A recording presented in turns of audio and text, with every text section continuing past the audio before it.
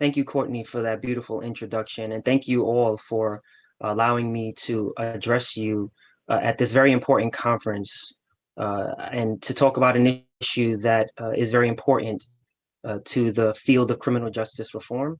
It is an issue and a topic that has largely guided my thinking about how this work around criminal justice reform needs to happen. And it has largely guided the way that I've interacted with the field and other formerly incarcerated people. So thank you for your time. I should start by saying that I am not a statistician and that I'm not a data person. I'm not someone who crunches data for a living, and those roles are very important in the work. It's just not one that I play. And so I hope that you hear this conversation, which will be data light, but really as a way of hopefully guiding your thinking away from the more traditional ideologies that exist around criminal justice reform towards one that is sorely needed, unfortunately, in our field. And it is one that we can learn from other fields in the way that they've applied it. But before we get there, I want to take just a few minutes to really introduce myself to hopefully give you a little bit of a understanding of my trajectory in this work and how I actually got here standing in front of you today. So as Courtney mentioned, my name is Khalil Cumberbatch. I am an immigrant to this country. My mother and I migrated here as legal permanent residents in 1986 from our birth country of Guyana.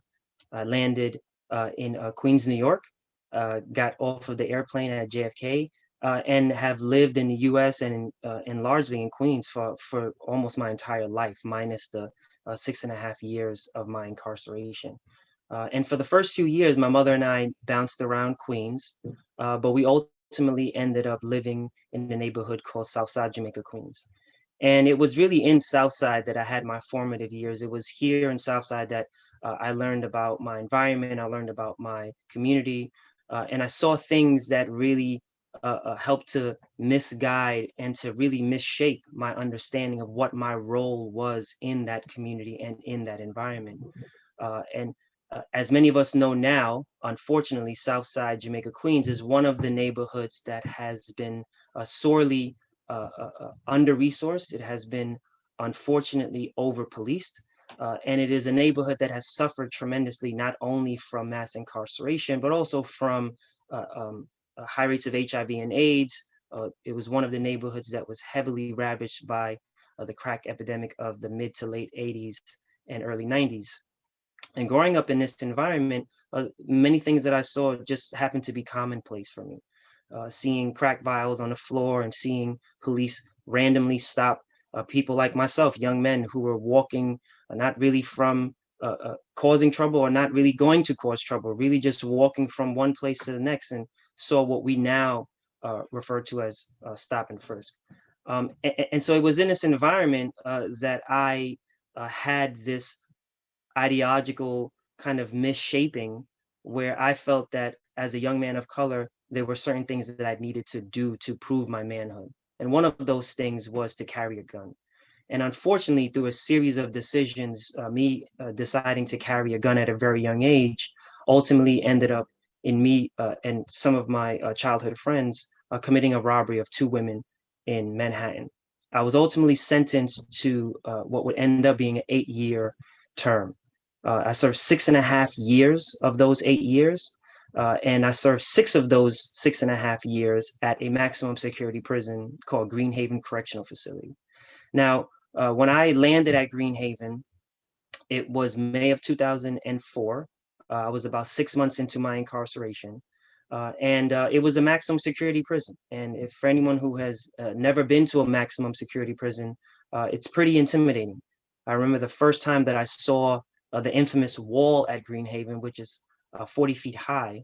I completely was taken aback at how stark the difference was between freedom and incarceration. That 40-foot wall was designed to mentally and psychologically train you to understand that you were no longer part of society.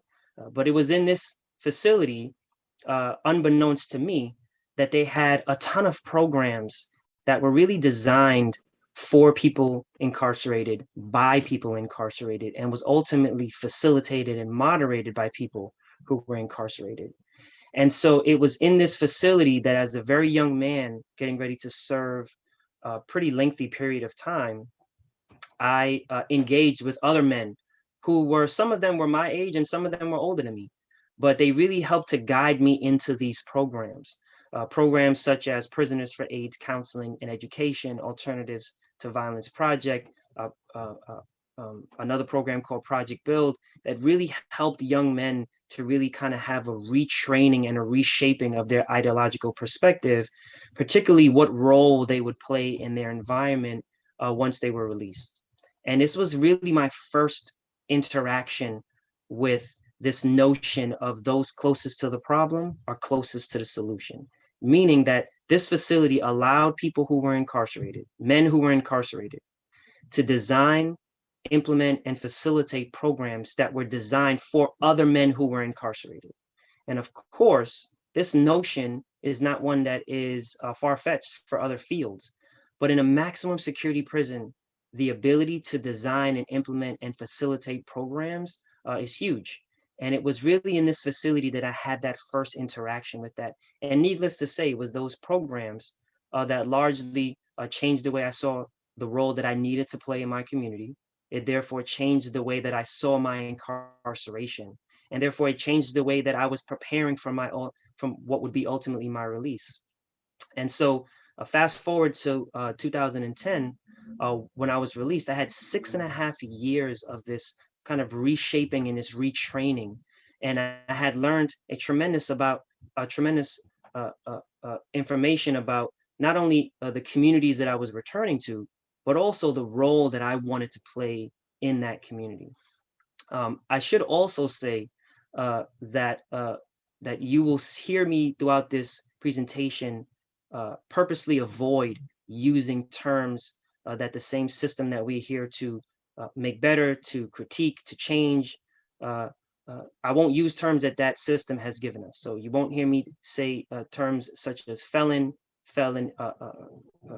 convict, inmate, former convict, ex-con, you name it. You won't hear me use those terms. You will hear me use terms that are really focused on the humanity of the people that we're talking about, although they may have done bad things and although they may have made bad decisions. We have to train ourselves. We have to really push ourselves to use terminology that acknowledges the fact that we are talking about human beings. And the reason that this is important is because history has shown us, unfortunately, that one of the easiest ways to do dehumanizing things to people is to first strip them of that humanity. And one of the easiest ways to do that is to use terms that are inhumane, or to use terms that refuse to acknowledge a person's humanity. So you'll hear me using that terminology throughout this presentation. And the reason that this is important also is because if we are going to transform the criminal justice system, if we are going to make it better in any shape, form, or fashion, it really requires boldness.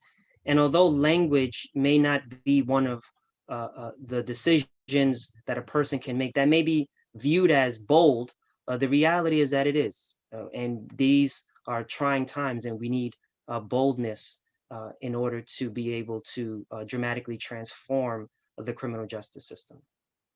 And so this notion, those closest to the problem are closest to the solution, is one that now in 2020 has far superseded Greenhaven Correctional Facility. It has transcended beyond prison walls, and largely it has begun to take in some effect in the criminal justice reform space.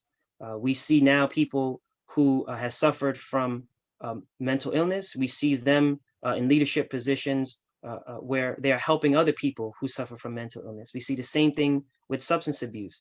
We see the same thing with HIV and AIDS. We see the same thing with reproductive rights.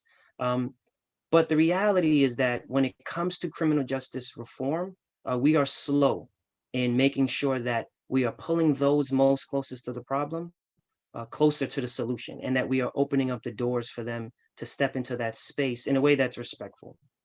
I should also say that term, those closest to the problem or closest to the solution, is not one that I coined. It was coined by a gentleman named Glenn E. Martin. Glenn Martin founded an organization called Just Leadership USA, for which he has since moved on from.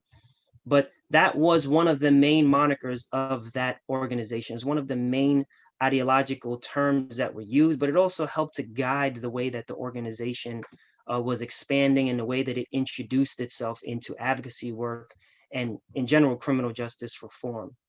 I was there as the manager of trainings for about 2 years. And my time at Just Leadership really helped to crystallize what it is that I had learned in Greenhaven, helped to give me a term to really refer to that time. And Glenn really helped to spread this ideology all across the criminal justice field. And he really helped to push not only organizations, not only other formerly incarcerated people, but also philanthropy and other stakeholders to really grapple with this idea of how do we look to those who have the most to lose and therefore the most to gain around criminal justice reform. How do we look to them in a way that is ultimately respectful, and how do we empower them to speak up and to use their voice as experts and use that experience as experts? And so my time at Just Leadership really helped to kind of instill this idea in me and actually see it implemented all across the country. In my role at Just Leadership USA, I was able to run a training program for formerly incarcerated leaders all across the country. And by the time I had left that position, we had over 300 people trained all across the country. All of them had had some level of criminal justice involvement, and many of them have served a state prison time. And so to be able to see those leaders also adopt this ideological perspective and apply it in their daily life was something that was extremely powerful. The second half of that statement is one that I think that the field is still struggling with. So I think that there are people that would hear the term, those closest to the problem are closest to the solution. And to some extent, you have to give some level of acceptance to that. Yes, of course, those closest to any issue are the ones who it's easiest for them to come up with solutions. All too often, the people in power don't necessarily listen to those solutions. And so, yes, we understand that, and yes, we give credit to it. But it's really the second half of that statement that all too often gets left out, and all too often is the harder part for all stakeholders involved in criminal justice reform to really grapple with. And that is, but farthest from resources and power to affect change. And so the full statement reads, those closest to the problem are closest to the solution, but farthest from resources and power to impact change. So what does that mean? That means that, yes, we should be looking to those who are closest to the problem, in this case, mass incarceration. They are the ones that are also closest to the solution. However, they are the ones who we all too often don't listen to, and we don't give enough credit to their lived experience. And so what this means in practice is that, yes, we should be listening to those folks such as myself, but are we really finding ways to empower them? Are we really finding ways to put them in leadership positions? And are we really looking for ways to make sure that that leadership comes with some level of autonomy, that we are indeed giving them access to power in order to be able to affect change? Now, I would argue and say that the field is getting better at the first part of that statement. But the reality is that we are still struggling with the second part of that statement. There is a fine line between empowerment and tokenizing. And so we'll see that people, yes, they will give lip service to the first part, and they may even give some lip service to the second part by offering someone a position with a very nice title, someone who's formerly incarcerated, but giving that person some true access to resources and giving them some level of autonomy to operate, particularly around advocacy, is one that we're seeing the field is still unfortunately struggling with. I know I'm talking to a bunch of practitioners now. And so what that looks like from my perspective is when we're working in community, Unfortunately, communities that are, as I mentioned, just like Southside Jamaica, Queens, under-resourced. They are communities that come with a tremendous amount of potential, particularly the young folks in those communities. But unfortunately, that potential is not matched to opportunity. And so when you're working in communities such as Southside and the South Bronx, Bed-Stuy, East New York, and you name the other communities all across this country and all across this world. Um, yes, it's easy to create an advisory committee of some sort and to hear their ideas. But then all too often, what we do is we may not also compensate those people for that time, or we may not compensate them for their ideas. And then we take those ideas and we bring them back into the inner circle and we do whatever we need to do with those ideas to hopefully make them reality. But as you see in that scenario, those folks are not all too often closest to the power and the resources to affect change. And all too often they are left out of the process of implementation. And then if we do try to find one or two people to bring along, they have to be people that somehow fit the culture norms of the criminal justice field. They have to talk a certain way. They have to look a certain way. They have to walk a certain way. They have to act a certain way. And in some cases, they can or should be convicted of certain crimes. People with more violent offenses, it's harder to hold them up as a leader, as someone who served time as a quote unquote low level first time drug felony offender. And so we really do need to find ways to listen to people, to compensate them appropriately for that, and then to bring them into a space where they have the ability to implement some of the ideas that they may have had, or that the same community that we tapped for those ideas may have. Now, I know some of us are probably, because this is virtual, they're probably, rolling your eyes and probably really raising eyebrows to say, but how do we actually do that, Khalil? How do we find people who are, one, willing to do that, and two, have the skills to do that? And here's the reality. There is no easy answer to that question. If we truly want to empower people, then we have to match them with opportunities. The only way to do that is to expend resources. And so if someone has potential, and we need to develop them as a leader, we need to give them practical skills in order to execute on the job that we will give them, then we need to invest in them. We need to invest in them in training that will give them the bare bones basics that they need to type out a document, to be able to understand how to formulate emails in a way that is appropriate.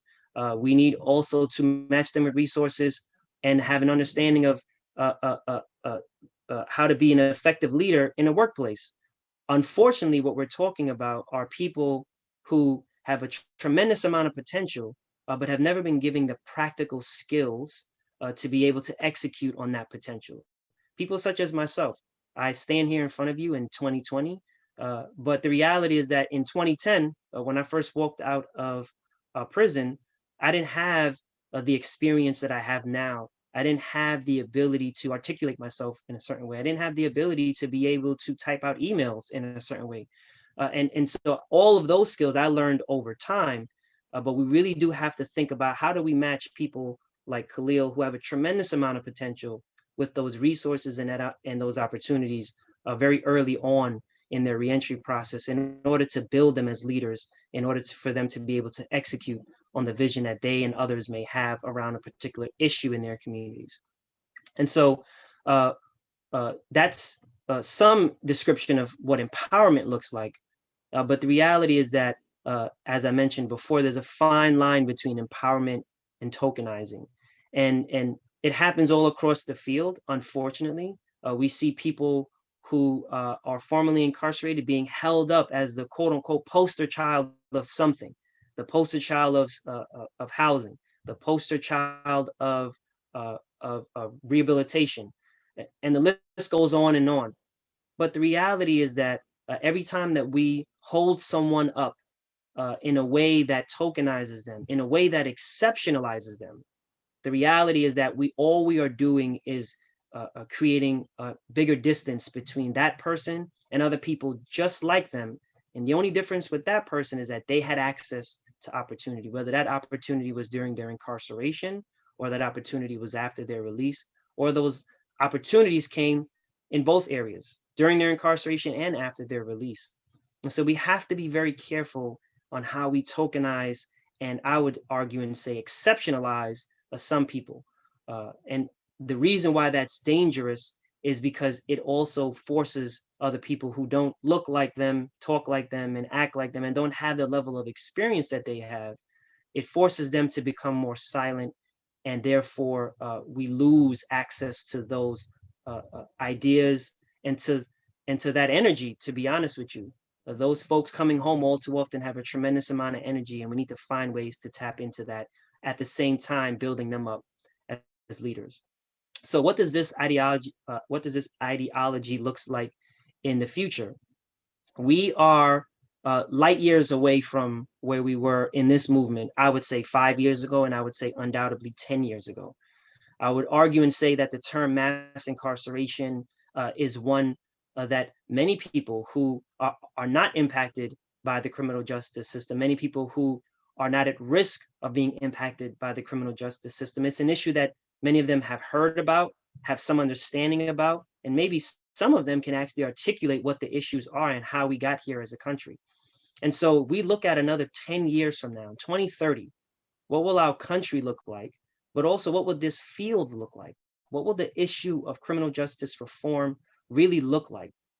I would argue and say that if we were to implement this idea of those closest to the problem, closest to the solution, but farthest from resources and power to impact change, if we were to find a way to bring those people closer to resources and opportunity, I would argue and say that in 10 years from now, as a country and as a field that is working to dramatically change the criminal justice system, I would argue and say that we will not have mass incarceration in this country. I would argue and say that we would be more open to the idea of people with felony convictions serving in public office. I would say that we would be less likely to stigmatize people who have felony convictions. And I would say that we would be much closer to really creating a system that is less punitive and more rehabilitative. But in order to get there, we have to apply this ideology. We have to think of ways to really bring those closest to the solution, closer to resources and power. Now, why that's needed? Obviously, I'm talking to a bunch of practitioners here. I would hope that many of you understand that the issue of mass incarceration, the issue of the way that the criminal justice system operates, it's just not working. It's not designed to give the outcomes that many of us want the system to have, which is to create a system that is fair and just. The current one that we have, it's just not that. Again, I'm talking to a bunch of data folks. The data shows us that unfortunately, the system is just not designed to really give us justice and fairness. And we can delve into a million and one reasons on why that is. But the reality is that for all of those reasons, we need to understand that those people who are in that system, they can either be fodder for the system, or they can really be resources. They can really be a pool of potential that we are building up and that we are investing in, so that way, when they are on the back end of their incarceration, when they are released, we are yielding the results of our labor. If you think about the way that the college system works, it's similar notion. If we invest in people younger, when they get into their 30s and their 40s, they would be accessing and using their full potential. We have to think of the criminal justice system, and particularly people in the criminal justice system, in the same way. Now, the good news is, as I mentioned, we are light years away from where we were 5 or 10 years ago. And to highlight some cases to really show you that we are, as a country, thinking differently about people who were incarcerated. We are thinking differently about people who have suffered from substance abuse. We're thinking differently about people who have suffered from mental illness. There has been a wave of formerly incarcerated people who are creating new trends. There was a woman named Tara Simmons in Washington State.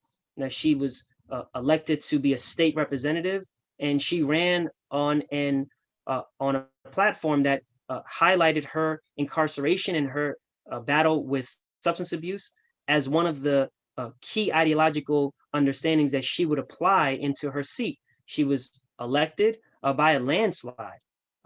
And now she is the first formerly incarcerated person that we know of to hold state office in Washington State. And the list can go on and on and on.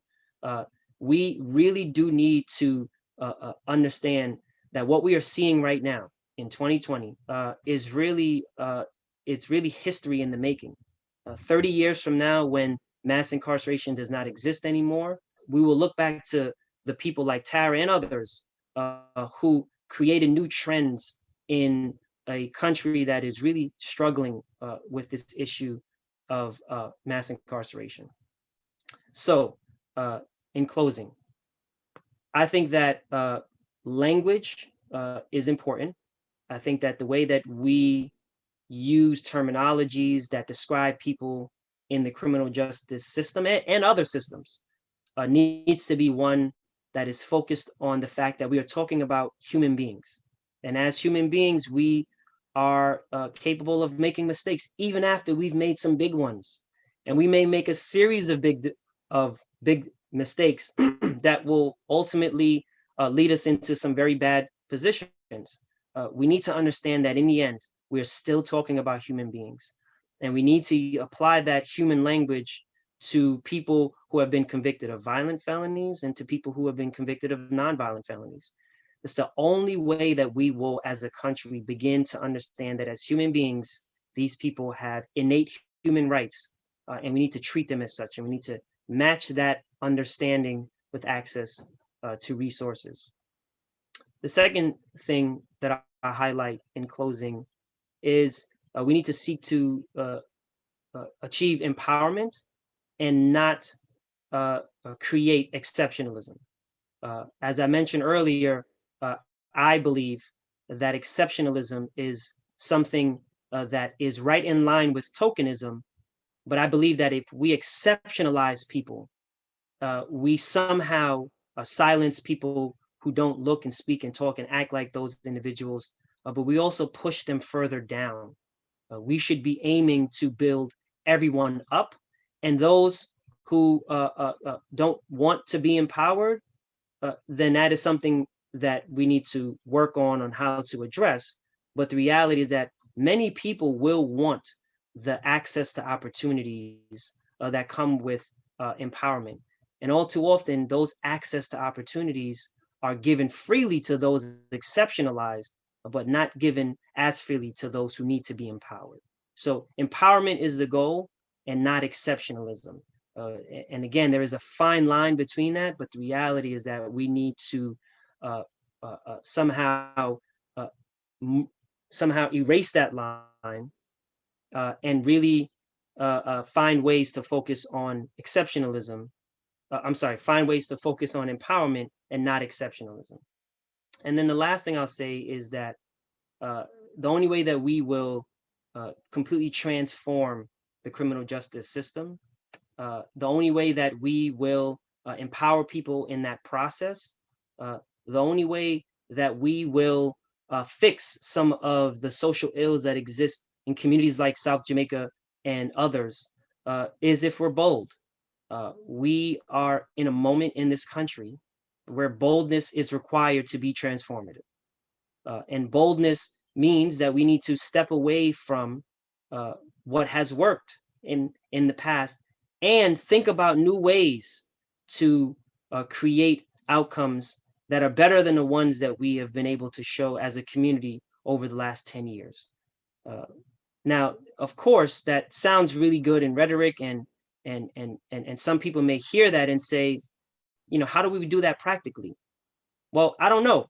I don't have the silver bullet answer, but I do know that boldness is the only thing that is going to be required in order to be transformative. We have a ton of ideas. We have a ton of resources. We have a ton of man and woman power in order to implement those ideas with the resources. But all too often, what is lacking and what is left out is boldness.